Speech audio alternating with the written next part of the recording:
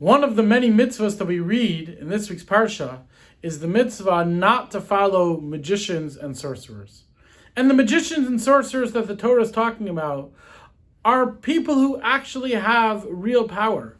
People who actually could see the future. People who actually could tell you things or do things that normally that we can't do.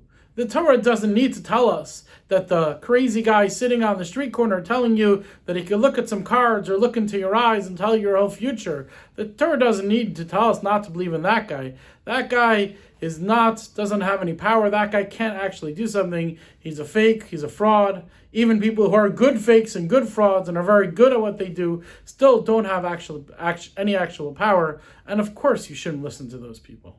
The Torah is telling us, even someone who has a real magician, a real sorcerer, Hashem allowed there to exist that in the world, don't follow even them. Which means that the Torah is telling us that even if something works, even if something is real, even if something actually helps and can actually tell you something about yourself or about the future, there are still rules about what you should do and what you shouldn't do.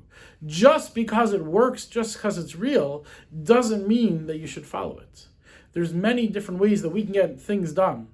And if something seems like a normal, effective way to do something, yet the Torah prohibits it, that doesn't mean that it's okay.